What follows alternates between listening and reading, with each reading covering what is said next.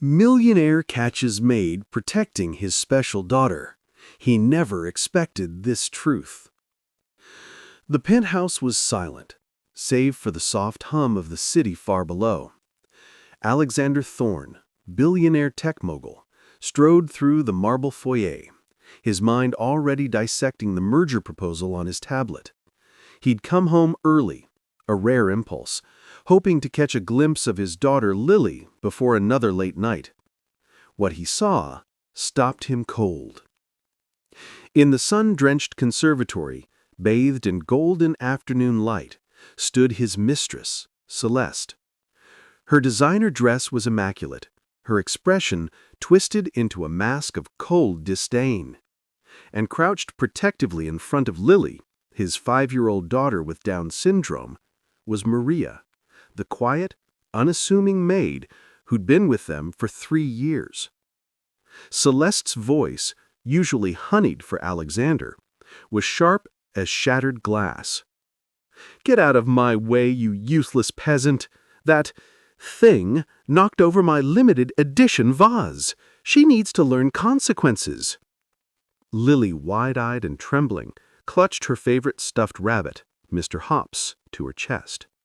Tears streamed down her cheeks, her small body radiating pure, terrified confusion. She didn't understand the words, only the venom. But Maria stood firm, a human shield. Her simple uniform was rumpled, her hands slightly calloused from work, but her posture was unyielding. "Miss Lily didn't mean it, ma'am. She was reaching for her book. The vase was too close to the edge. Please don't frighten her." "Frighten her?" Celeste scoffed, taking a step forward. "She needs discipline. Alexander spoils her rotten, and you enable her. Move!" Maria didn't budge an inch. She subtly shifted, placing her body more squarely between Celeste and Lily. "I cannot," she stated, her dark eyes meeting Celeste's glare without flinching. "Miss Lily is scared enough. You will not hurt her."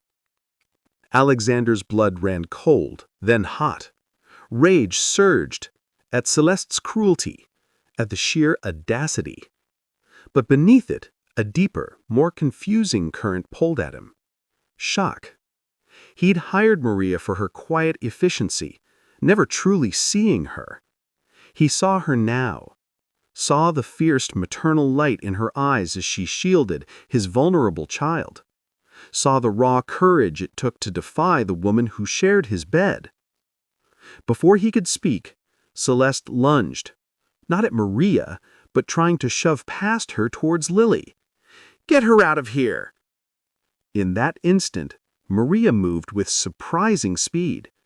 She didn't strike, but wrapped her arms gently yet firmly around Lily, pulling the sobbing child close, turning her own back to Celeste's advance. "No!" Maria cried, her voice cracking with emotion. "You will not touch her, not while I am here."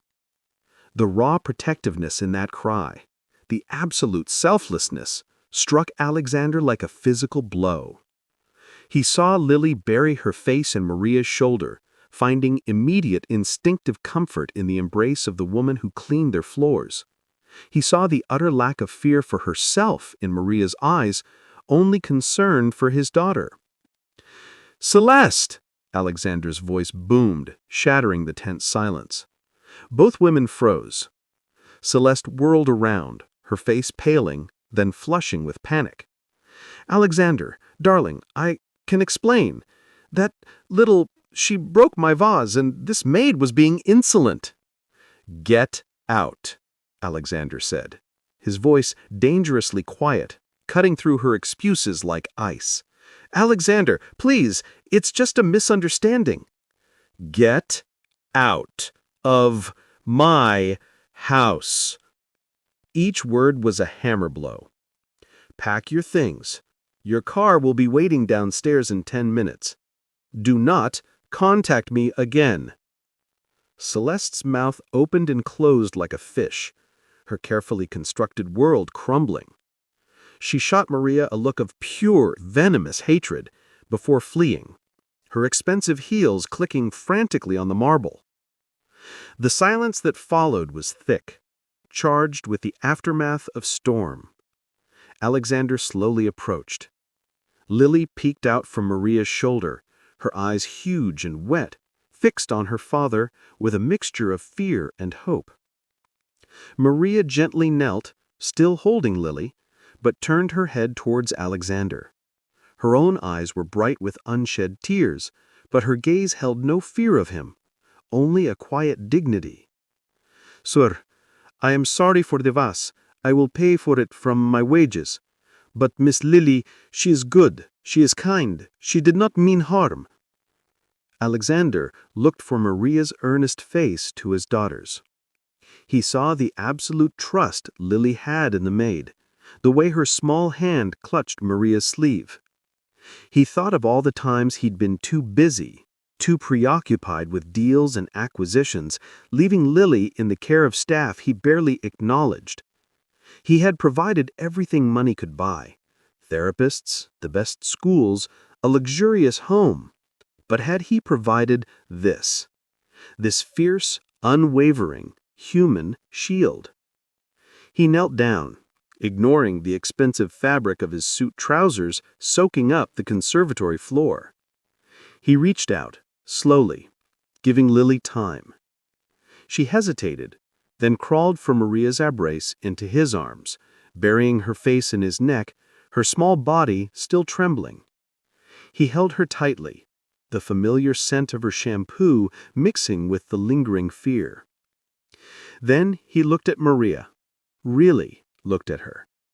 Not as staff, but as the woman who had just risked everything to protect his most precious treasure. "Maria," he said, his voice thick with an emotion he couldn't quite name. Shame, gratitude, awe. "Maria, you didn't just protect her from a broken vase. You protected her heart. You protected me from myself." Maria's eyes widened in surprise. "Sir?" He took a deep breath, the truth he'd been blind to crashing over him. "Lily, she doesn't need more therapists and tutors. She needs this." He gestured between Maria and his daughter. "She needs someone who sees her, not her diagnosis. Someone who loves her fiercely, without condition. Someone like you." He stood, lifting Lily gently. He held out his hand not as an employer, but as a father, humbled. "Maria, you are not just the maid. From this moment, you are family. Your job? It's to keep doing exactly what you just did. Protect her. Love her. Be her shield. And your wages," he paused, meeting her stunned gaze, "consider them tripled. And that penthouse suite overlooking the garden? It's yours. Lily needs you close." Tears finally spilled over Maria's cheeks, but they were tears of relief, of validation. She placed her hand in his, the calloused skin against his smooth palm a symbol of the bridge he was finally crossing. Lily, sensing the shift, reached out a small hand towards Maria, her trembling subsiding. As Alexander held his daughter and looked at the woman who had revealed a truth more valuable than any fortune, that true wealth lies in unconditional love and quiet courage, he knew his world had irrevocably changed. The mansion felt different, warmer, real.